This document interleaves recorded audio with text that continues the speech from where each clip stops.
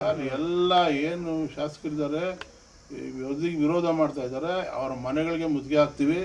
ನಮಸ್ಕಾರ, ನಾನು ಅಂಜಲಿ ಸೋಮಣ್ಣ ಅಂತ, ಕರ್ನಾಟಕ ರಾಜ್ಯ ಪ್ರದೇಶ ಕುರುಬರ ಸಂಘದ ಪ್ರಧಾನ ಕಾರ್ಯದರ್ಶಿ. ವಿಚಾರ ಇವತ್ತೇನು ಸಚಿವ ಸಂಪುಟ ಸಭೆಯಲ್ಲಿ ಜಾತಿ ಜನಗಣತಿ ವರದಿಯನ್ನು ಅನುಷ್ಠಾನಗೊಳಿಸೋಕ್ಕೆ ಇವತ್ತು ಸದನ ಕರೆದಿದ್ದಾರೆ. ಇದನ್ನು ಎಲ್ಲ ಜಾತಿಗಳ ಆರ್ಥಿಕ, ಶೈಕ್ಷಣಿಕ ಮತ್ತು ಅವರ ಸ್ಥಿತಿಗತಿಗಳನ್ನು 2015ರಲ್ಲಿ ಏನು ಸನ್ಮಾನ್ಯ ಸಿದ್ದರಾಮಯ್ಯ ಅವರು ಸರ್ಕಾರದಲ್ಲಿ ಸಮೀಕ್ಷೆಯನ್ನು ಮಾಡಿದರು. ಆ ಸಮೀಕ್ಷೆ ಸಾರ್ವಜನಿಕ ಚರ್ಚೆಗೆ ಬಿಡಬೇಕು, ಅದನ್ನು ಅನುಷ್ಠಾನ ಮಾಡಬೇಕು ಅಂತ ನಾನು ಇಡೀ ಸಮುದಾಯ ಪರವಾಗಿ ಒತ್ತಾಯವನ್ನು ಮಾಡ್ತಾಯಿದ್ದೀನಿ. ಈ ಒಂದು ವಿಚಾರಕ್ಕೆ ಸುದ್ದಿಗೋಷ್ಠಿಯನ್ನು ಕರೆದಿದ್ದೀನಿ. ಈ ಪ್ರಬಲ ಜಾತಿಗಳ ವಿರೋಧವನ್ನು ಸರ್ಕಾರ ಗಣನೆಗೆ ತೆಗೆದುಕೊಳ್ಬಾರ್ದು. ಇದು ನಿಜವಾಗ್ಲೂ ಎಲ್ಲ ಹಿಂದುಳಿದ ಜಾತಿಗಳ ಒಂದು ಅವರ ಭವಿಷ್ಯವನ್ನು ಬರೆಯುವಂಥ ಸಮೀಕ್ಷೆ ಇದಾಗಿದೆ. ಅವರ ಮಕ್ಕಳ ಮತ್ತು ಅವರ ಉದ್ಯೋಗಕ್ಕೆ, ವಿದ್ಯಾಭ್ಯಾಸಕ್ಕೆ ಮತ್ತು ರಾಜಕೀಯ ಪ್ರಾತಿನಿಧ್ಯಕ್ಕೆ ಎಲ್ಲಕ್ಕೂ ಈ ಸಮೀಕ್ಷೆ ಅನುಕೂಲ ಆಗುತ್ತೆ. ಅದನ್ನು ಅನುಷ್ಠಾನಗೊಳಿಸಲೇಬೇಕು. ಈ ಸರ್ಕಾರ ಕೂಡ ಪ್ರಣಾಳಿಕೆಯಲ್ಲಿ ಹೇಳಿದೆ, ನಾವು ಈ ಥರ ಜಾತಿ ಜನಗಣತಿಯನ್ನು ಬಿಡುಗಡೆ ಮಾಡ್ತೀವಿ ಅನ್ನೋ ಉದ್ದೇಶವನ್ನು ಪ್ರಣಾಳಿಕೆಯಲ್ಲಿ ಹೇಳಿತ್ತು. ಸನ್ಮಾನ್ಯ ರಾಹುಲ್ ಗಾಂಧಿಯವರು ಕೂಡ ಜಾತಿ ಜನಗಣತಿ ಮಾಡಬೇಕು ಅನ್ನೋ ಇಚ್ಛೆಯನ್ನು ವ್ಯಕ್ತಪಡಿಸಿದ್ದಾರೆ. ಹಾಗೆ ಸಿದ್ದರಾಮಯ್ಯನವರ ಬಹುದಿನದ ಆಸೆ ಕೂಡ ಇದಾಗಿದೆ. ಆದ್ದರಿಂದ ಅವರು ಅನುಷ್ಠಾನಗೊಳಿಸ್ತಾರೆ ಅನ್ನೋ ಒಂದು ನಂಬಿಕೆ ಕೂಡ ನಮ್ಮಲ್ಲಿದೆ. ಅವರು ಎಲ್ಲ ಹಿಂದುಳಿದ ಜಾತಿಗಳ SC, ST, OBC, ಮೈನಾರಿಟಿ ಎಲ್ಲರಿಗೂ ಇದು ಒಳ್ಳೆಯದಾಗಲಿ ಅನ್ನೋ ಉದ್ದೇಶದಿಂದ ಅದು ಆಗ್ತಾಯಿದೆ. ಇದು ಆಗಬೇಕು. ಯಾರೇ ವಿರೋಧ ಮಾಡಿದ್ರೂ ಅದನ್ನು ಅನುಷ್ಠಾನ ಮಾಡಬೇಕು ಅನ್ನೋದು ನಮ್ಮ ಒಕ್ಕರಲ್ಲ ಒತ್ತಾಯ. ಸರ್, ಈಗ ಪ್ರಬಲ ಸಮುದಾಯಗಳು ಅಂತಂದರೆ ಈಗ ಒಕ್ಕಲಿಗ ಮತ್ತು ಲಿಂಗಾಯತ ಅವರೆಲ್ಲ ಹೇಳ್ತಾ ಇದ್ರು ನಮ್ಮ ಸಂಖ್ಯೆನೇ ಜಾಸ್ತಿ ಇದೆ, ಕೆಲವು ಕಡೆ ಸರ್ವೇನೇ ಸರಿಯಾಗಿ ಮಾಡಿಲ್ಲ, ಅವೈಜ್ಞಾನಿಕವಾಗಿ ವರದಿಯನ್ನು ತೋರಿಸ್ತಾ ಇದ್ದಾರೆ ಅಂತ. ಈಗ ಎಕ್ಸಾಂಪಲ್ಲು ಬೈರತಿ ಸುರೇಶ್ ಅವರು ಕೂಡ ಒಂದು ಮಾತು ಹೇಳಿದ್ರು ಮೊನ್ನೆ ಪ್ರೆಸ್ ಮೀಟಲ್ಲಿ, ನಮ್ಮ ಕುರುಬ ಸಮಾಜ ಸಂಖ್ಯೆ ಏನೋ ಹೆಚ್ಚುತ್ತೆ ಅಂತ ಅಂದ್ಕೊಂಡಿದ್ದೆ ನಾನು, ನೋಡಿದ್ರೆ ಇದರಲ್ಲಿ ಕಡಿಮೆ ಇದೆ ಅಂತ ಗೊತ್ತಿದ್ದಾರೆ ಅಂತ ಹೇಳಿದ್ದಾರೆ. ಏನು ಹೇಳ್ತೀರಾ ಅದ್ರ ಬಗ್ಗೆ? ಈಗ ಇದು ಯಾರೋ ಒಬ್ಬರು ಅಥವಾ ಯಾರೋ ಒಂದು ಜನಾಂಗದವರಾಗಲಿ ಅಥವಾ ಒಂದು ಪಾರ್ಟಿಯವರಾಗಿ ಮಾಡಿರುವಂಥ ಸಮೀಕ್ಷೆ ಅಲ್ಲ. ಸರ್ಕಾರದ 165 ಕೋಟಿ ತೆರಿಗೆ ಹಣವನ್ನು ವೆಚ್ಚ ಮಾಡಿ DC ಎಲ್ಲ ಸರ್ವೆ ಮಾಡುವಂಥ ಅಧಿಕಾರಿಗಳು, ಟೀಚರ್ಸ್ ಇರ್ಬೋದು, ಬೇರೆ ಅಫಿಷಿಯಲ್ಸ್ ಇರ್ಬೋದು, ಅವರೆಲ್ಲ ಟ್ರೈನಿಂಗ್ಸ್ ಕೊಟ್ಟು ಯಾವ ರೀತಿ 54 ಅಂಶಗಳನ್ನು ಒಳಗೊಂಡಂಥ ಇದು ಕಾಂತರಾಜ್ ಅವರ ಏನು ವರದಿ ಇತ್ತಲ್ಲ, ಅದನ್ನು ಪ್ರತಿಯೊಂದು ಪಾಯಿಂಟನ್ನು ಬರೀ ಜಾತಿ ಒಂದೇ ಅಲ್ಲ, ಅದರಲ್ಲಿ ಅವರು ಉದ್ಯೋಗ ಆಗಿರ್ಬೋದು, ಆರ್ಥಿಕವಾಗಿ ಆಗಿರ್ಬೋದು, ಜಮೀನು ಎಷ್ಟಿದೆ, ವಿದ್ಯಾಭ್ಯಾಸ ಏನು ಮಾಡಿದ್ದಾರೆ, ಎಲ್ಲ ಅಂಶಗಳನ್ನು ತೆಗೆದುಕೊಂಡು ಅವರು ಯಾವ ಈ ಸಮಾಜದಲ್ಲಿ ಯಾವ ಮಟ್ಟದಲ್ಲಿದ್ದಾರೆ ಅನ್ನೋದನ್ನು ಸಮೀಕ್ಷೆ ಆಗಿದೆ. ಅದು ಬರೀ ಜಾತಿ ಸಮೀಕ್ಷೆ ಅಲ್ಲ. ಇದನ್ನು ತಪ್ಪಾಗಿ ಅರ್ಥೈಸ್ತಾ ಇದ್ದಾರೆ, ಅದು ತಪ್ಪದು. ಅವರು ಎಷ್ಟಿದ್ದಾರೆ ಅವ್ರ ಜಾತಿಗೆ ಅನುಗುಣವಾಗಿ ಅವ್ರಿಗೂ ಅನುಕೂಲ ಕೊಡಲಿ. ನಾವು ಯಾರು ಕೊಡೋದು ಬೇಡ ಅಂತ ನಾವು ಯಾರ ಮೇಲೆ ವಿರೋಧ ಮಾಡ್ತಿಲ್ಲ. ನಮಗೆ ಬರೋ ಬಾರಲ್ಲ ನಮ್ಗೆ ಕೊಡಲಿ. ಸಮಾಜ ನಿರ್ಮಾಣ ಮಾಡಬೇಕು ಅಂತೇಳಿ ಅಂಬೇಡ್ಕರ್ ಅವರ ಸಂವಿಧಾನದಲ್ಲಿ ಏನಿದೆ ಅದು ನಮ್ಗೆ ಬರಬೇಕಾದ ಪಾಲನ್ನು ಕೊಡಿ. ನಾವೇನು ನಿಮ್ಮ ತಟ್ಟೆ ಕೈ ಆಗ್ತಾಯಿಲ್ಲ ಸ್ವಾಮಿ.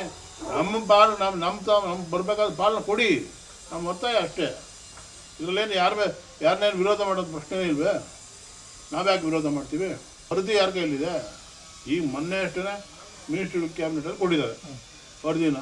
ಬೇರೆ ಯಾರಿಗೂ ಗೊತ್ತೇ ಇಲ್ವಲ್ಲ, ಅವ್ರಿಗೆ ಹೆಂಗೆ ಏನು ಯಾವ ರೀತಿ ವಿರೋಧ ಮಾಡ್ತಾರೆ, ಯಾವ ಕಾರಣಕ್ಕೆ ವಿರೋಧ ಮಾಡ್ತಾರೆ ಅವ್ರಿಗೆ ಗೊತ್ತೇ ಇಲ್ವಲ್ಲ.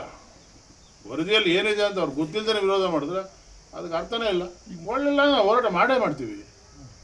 ನಾವು ಇಡೀ ರಾಜ್ಯದಲ್ಲಿ ನಮ್ಮ ಹಿಂದುಳಿದ ಏನು ಶೋಷಿತ ವರ್ಗಗಳೇನಿದ್ದಾವೆ ಎಲ್ಲ ಕಡೆ ಸಂಘಟನೆ ಇದ್ದಾವೆ. ನಾವೇನು ಮಾಡ್ತೀವಿ, ನಮ್ಮ 65% ಜನ ಏನಿದ್ದಾರೆ ಇವ್ರ ಓಟಿಂದಾನೆ ಎಲ್ಲ MLAಗಳು ಗೆಲ್ಲಬೇಕಾದ್ರೆ ನಮಗೆ ಯಾರು ವಿರೋಧ ಮಾಡ್ತಾರೆ ಅವ್ರು ನಾವು ವಿರೋಧ ಮಾಡ್ತೀವಿ. ಮುಂದಿನ ದಿನಗಳಲ್ಲಿ ಅವ್ರ ರಾಜಕೀಯ ಇದನ್ನು ಅಂತ್ಯಗೊಳಿಸ್ಬೇಕಾಗುತ್ತೆ. ಇದು ಪಾರ್ಟಿ ಅಂತಿಲ್ಲ, ಇದು ಪಾರ್ಟಿ ಇಲ್ಲ. ನಮ್ಮ ಸವಲತ್ತಿಗೋಸ್ಕರ ನಾವು ಹೋರಾಟ ಅಷ್ಟೇ. ನಾವು ಯಾರು ವಿರೋಧನೂ ಅಲ್ಲ, ಯಾವ ಕಾಂಗ್ರೆಸ್ ವಿರೋಧ ಅಲ್ಲ, BJP ವಿರೋಧ ಅಲ್ಲ, JDS ವಿರೋಧ ಅಲ್ಲ.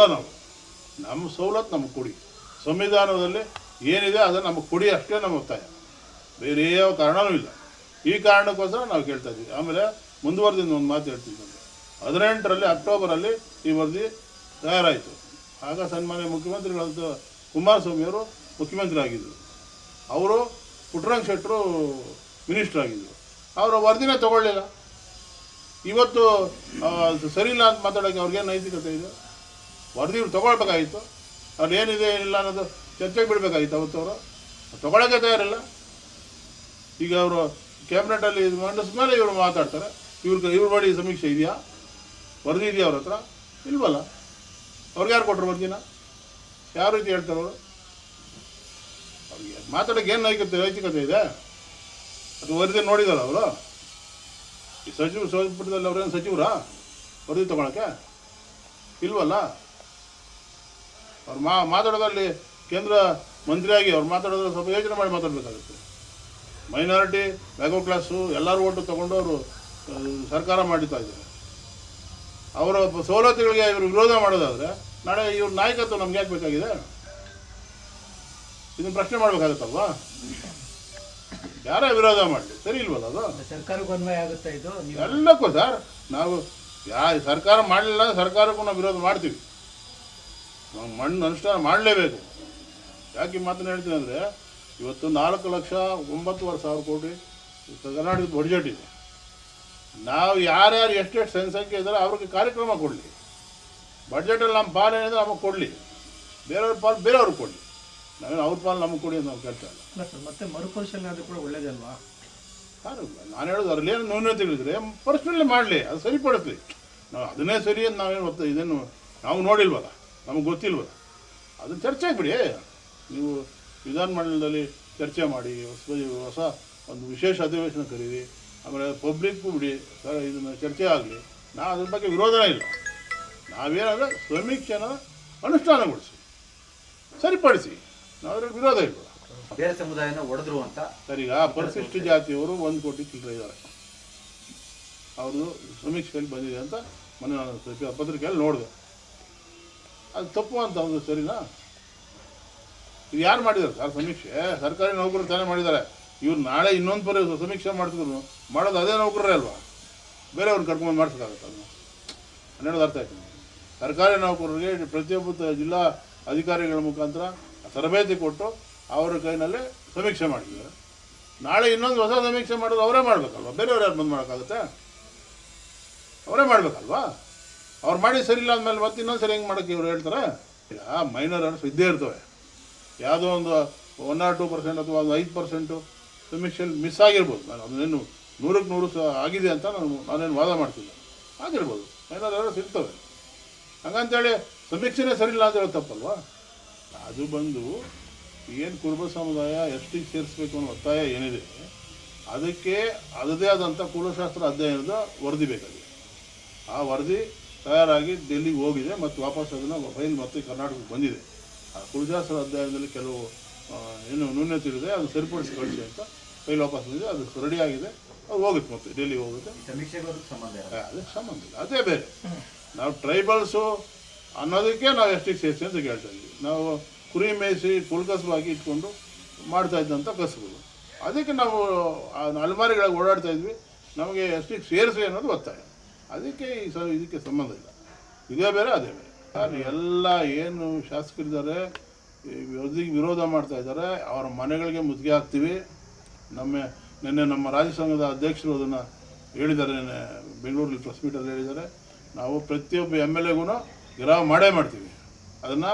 ಯಾಕಂದರೆ ನಮ್ಮ ಓಟ್ ಹಾಕಿ ಅವ್ರನ್ನ MLA ಮಾಡಿದ್ದೀವಲ್ಲ, ನಮ್ಮ ಸವಲತ್ತು ಕೊಡದೇ ಹೋದ ಮೇಲೆ ನಮ್ಮ MLA ನಾವು ಅದನ್ನು ಕೇಳಬೇಕಾಗತ್ತಲ್ವಾ?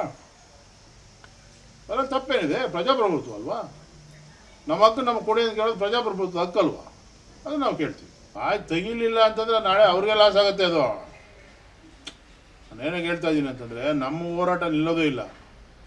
ನಮಗೆ ಹೋರಾಟದ ಇದನ್ನು ಕೈಗೆ ಎತ್ಕೊಂಡಿದ್ದು ನಿಲ್ಲಿಸೋಕೆ ಕಾರಣ ಇದೇ ಇಲ್ಲ. ಅದನ್ನು ನಮಗೆ ಬೇಕೇ ಬೇಕಿದು ಸಮೀಕ್ಷೆ. ಇದನ್ನು ಯಾರು ವಿರೋಧ ಮಾಡ್ತಾರೋ ಎಲ್ಲರೂ ವಿರೋಧ ಮಾಡೋದೇ. ನಾವು ಅವರ ರಾಜಕೀಯ ಕೊನೆಗೊಳ್ಳುತ್ತೆ, ಅಧಿಕಾರದಿಂದ ಹೋಗ್ತಾರೆ ಅಷ್ಟೇ. ಯಾಕಂದರೆ ನಮ್ಮ ಪಾಲು ನಮಗೆ ಕೊಡದೇ ಇದ್ಮೇಲೆ ಅವರು ಎಲೆಕ್ಟಾಗಿ ಪ್ರಯೋಜನ ಸರ್. ಚುನಾಯಿತರಾಗಿ ಈ ರಾಜ್ಯನ ಮುನ್ನಡೆಸೋಂಥ ಅವರು ನಮ್ಮ ಹಕ್ಕನ್ನು ನಮ್ಗೆ ಕೊಡದೇ ಹೋದ್ಮೇಲೆ ಅವ್ರನ್ನ ಇಟ್ಕೊಂಡು ಏನು ಮಾಡಬೇಕಾಗಿದೆ? ಯಾರೇ ನಮ್ಮ ಹಿತ ಕಾಯೋಂಥವ್ರು ಯಾರಿದ್ದಾರೆ ಅವ್ರನ್ನ ನಾವು ಸಪೋರ್ಟ್ ಮಾಡಬೇಕಾಗುತ್ತೆ. ಈ ಕೆಲವೊಂದು ಸ್ವಾಮೀಜಿಗಳು ಸ್ಟೇಟ್ಮೆಂಟ್ಸ್ ಕೊಡ್ತಾ ಇದ್ದಾರೆ ಸರ್. ಹೇಳಿ. ಇನ್ನೂ ಬರಬೇಕಿತ್ತು, ನಮ್ಮ ಜನಸಂಖ್ಯೆ ಇನ್ನೂ ಜಾಸ್ತಿ ಇದೆ ಅನ್ನೋಂಥದ್ದು. ಸರ್ ನಾನು ಹೇಳ್ತಾ ಇರೋದು, ನಾನು ಈಗ ಹೇಳಿದ್ನಲ್ಲ, ತಮ್ಮ ಸಮುದಾಯ ಸ್ವಾಮೀಜಿಗಳು ಹೇಳಿದ್ದಾರೆ, ಸ್ವಾಗತ ಮಾಡಿದ್ದಾರೆ. ನಮ್ಮ ಸಮುದಾಯದವರು ಸ್ವಾಗತ ಮಾಡಿದ್ದಾರೆ ಸ್ವಾಮೀಜಿ. ಬೇರೆ ಸಮುದಾಯದವರು ಅದನ್ನು ಸರಿಯಿಲ್ಲ ಅಂತ ಕೂಡ ಹೇಳಿದ್ದಾರೆ, ಅದನ್ನು ನೋಡಿದ್ವಿ. ಈಗ ಸಮೀಕ್ಷೆ ಮಾಡೋರು ಯಾರು ಸರ್? ಸ್ವಾಮೀಜಿ ಮಾಡೋಕ್ಕಾಗತ್ತಾ? ಬೇರೆ ಪಬ್ಲಿಕ್ ಮಾಡೋಕ್ಕಾಗತ್ತಾ? ಅದಕ್ಕೆ ಅದಂಥ ಸಿಸ್ಟಮ್ ಇದೆ. ಆ ಸಿಸ್ಟಮಲ್ಲಿ ನಡೆದಿದೆ. ಅದು ಸರಿ ಇಲ್ಲ ಅಂತ ಪ್ರೂವ್ ಆಗಬೇಕಲ್ಲ ಸರ್. ನಾನು ಕೂತ್ಕೊಂಡು ಏನೋ ಹೇಳ್ಬಿಟ್ರೆ ಅದು ಸರಿ ಅನಿಸ್ಬಿಡುತ್ತಾ? ಮತ್ತೆ ಆರೋಚಕರು ಹೇಳ್ತಾ ಇದ್ದಾರೆ ಒಕ್ಕಲಿಗರನ್ನ ಮತ್ತೆ ಲಿಂಗಾಯತರನ್ನ ಹೊಡೆಯುವಂತ ಕೆಲಸ ಮಾಡ್ತಿದ್ದಾರೆ ಯಾರು ಜಾತಿ ಗಣತಿಯಲ್ಲಿ ಅಂತ. ಜಾತಿನ ಯಾಕೆ ಹೊಡಿತಾರೆ? ನೀವು ಎಷ್ಟಿದ್ದೀರ ಅಂತ ನೀವು ಯಾವ ಸ್ಥಿತಿಗತಿಯಲ್ಲಿದೆ? ಈಗ ನಾನು ಹೇಳೋದು, ಪ್ರಬಲ ಜಾತಿಗಳಲ್ಲೂ ಬಡವರು ಇರ್ಬೋದು, ಅವ್ರಿಗೂ ಸವಲತ್ತು ಕೊಡಿ. ನಾವೇನು ಅವರು ಸವಲತ್ತು ಕೊಡಬೇಡಿ ಅಂತ ನಾವು ಹೇಳ್ತಿಲ್ವಲ್ಲ, ಅವ್ರಿಗೂ ಒಳ್ಳೇದಾಗಲಿ. ಅದನ್ನೇ ಹೇಳಿ. ಈಗ EWS ಬಂತಪ್ಪ 10%. ಯಾರು ಎಲ್ಲಿ ಚರ್ಚೆ ಬಿಟ್ಟಿದ್ರು? ಯಾರು ಅದ್ರ ಬಗ್ಗೆ ಮಾತಾಡಿದ್ರು? ಏಕ್ದಮ್ ತೊಗೊಂಡು ಬಂದು ಬಿಲ್ ಪಾಸ್ ಮಾಡಿ ತಂದೇ ಬಿಟ್ರಲ್ವ EWS 10%.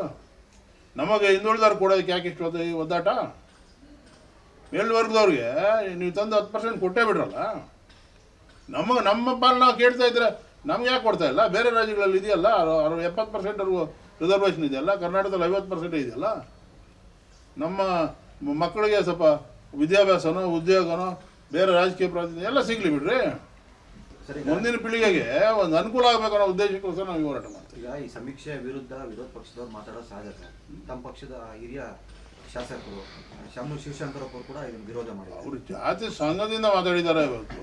ಅಲ್ಲ, ಸಮೀಕ್ಷೆನೇ ಸರಿ ಇಲ್ಲ ಅನ್ನುವಂಥದ್ದು. ಅಲ್ಲ, ಅವರು ಜಾತಿ ವೀರಶೈವ ಸಮಾಜದ ಇದರಿಂದ ಮಾತಾಡ್ತಾ ಇದ್ದಾರೆ. ಸರ್, ಕರ್ನಾಟಕದಲ್ಲಿ ಅವ್ರಿನ್ನು ಶಾಮನೂರು ಶಿವಶಂಕರ್ ಇನ್ನೊಂದು ಮಾತು ಹೇಳಿದ್ದಾರೆ, ನಮ್ಮನ್ನೇ ಎದುರಾಕೊಂಡು ಸರ್ಕಾರ ನಡೆಸಕ್ಕಾಗುತ್ತಾ ಸಿದ್ದರಾಮಯ್ಯವರು ಅಂತ. ಇನ್ನು ಸರ್ಕಾರನೇ ಕಿತ್ತಾಕ್ಬಿಡ್ತೀವಿ ಅನ್ನೋದು ಏನು ಪರೋಕ್ಷವಾಗಿ ಎಚ್ಚರಿಕೆ ಕೊಡ್ತಾ ಇದ್ದಾರೆ ಅಂತ Indirect ಭಯ ಹುಟ್ಟಿಸ್ತಾ ಇದ್ದಾರೆ. ನಾನು ಹೇಳೋದು, ಸಿದ್ದರಾಮಯ್ಯನವ್ರನ್ನ ಮುಟ್ಟಿ ಈ ರಾಜ್ಯದಲ್ಲಿ ಮತ್ತೆ ಕಾಂಗ್ರೆಸ್ ಬರೋಕ್ಕೆ ಕಷ್ಟ ಆಗುತ್ತೆ. ಎಲ್ಲ ಶೋಷಿತ ಸಮಾಜಗಳು ಸಿದ್ದರಾಮಯ್ಯನವ್ರು ಹಿಂದೆ ಇದ್ದಾರೆ. 136 ಸೀಟ್ ಗೆಲ್ಲಬೇಕಾದ್ರೆ ಸಿದ್ದರಾಮಯ್ಯನವ್ರ ಕೊಡುಗೆ ಈ ಕಾಂಗ್ರೆಸ್ ಪಕ್ಷಕ್ಕೆ ಎಷ್ಟಿದೆ ಅಂತ ಎಲ್ಲ ಶಾಸಕರು ಇರ್ಬೋದು, ಪ್ರತಿಯೊಬ್ಬ ಲೀಡರ್ ಇರ್ಬೋದು, ಅವ್ರೆಲ್ರಿಗೂ ಗೊತ್ತಿದೆ. DK ಶಿವಕುಮಾರ್ ಅವ್ರ ನಾಯಕತ್ವ, ಸಿದ್ದರಾಮಯ್ಯನವರ ಒಂದು ಪ್ರೌಢತೆ ಈ ರಾಜ್ಯದಲ್ಲಿ ಕಾಂಗ್ರೆಸ್ ಸರ್ಕಾರ ಬರೋಕ್ಕೆ ಕಾರಣ ಆಗಿದೆ. ಅವ್ರು ಏನು ನೋಡಿದಂತೆ ನಡ್ಕೊಂಡಿದ್ದಾರೆ. ಇದನ್ನು ಅವರು ಹೇಳಿದಾರಲ್ಲ ಪ್ರಣಾಳಿಕೆಯಲ್ಲಿ, ಜನಗಣತಿನ ಬಿಡುಗಡೆ ಮಾಡ್ತೀವಿ ಅಂತ. ಅದನ್ನೇ ಒತ್ತಾಯ ಮಾಡ್ತಾ ಇದ್ದೀವಿ. ಅದು ಸರ್ಕಾರ ತೆಗೆದುಬಿಡ್ತೀವಿ ಅಂದ್ರೆ ಏನು ಅರ್ಥ ಏನು? ಯಾಕಂತ ಏನು ಬ್ಲಾಕ್ ಮಾಡ್ತಾರೆ ಅವರು? ಲಿಂಗಾಯತರು ಮತ್ತು ಒಕ್ಕಲಿಗರನ್ನ ಎದುರಾಕೊಂಡ್ರೆ ಪಕ್ಷದವರಲ್ಲಿ ಹೈಕಮಾಂಡ್ ವೀಕ್ ಅನ್ಸುತ್ತೆ ಅಲ್ಲಿಗೆ. ಲಿಂಗಾಯತರು ಎದುರಾಕೊಂಡ್ರೆ ಸರ್ಕಾರ ನಡೆಸಕ್ ಆಗಲ್ಲ ಅಂತ ನೇರವಾಗಿ ನಿಮ್ ಪಕ್ಷದವರೇ ಹೇಳಿರೋದು. ಅದು ಸಚಿವರು ಅವರು ಸರ್, ಅವರು ಒಂದು ಭಾಗ ಅಲ್ವಾ ಸರ್? ಅಲ್ಲ ಸರ್, ಅವರು ಒಂದು ಭಾಗ ಅಲ್ವಾ ಸರ್ಕಾರದಲ್ಲಿ?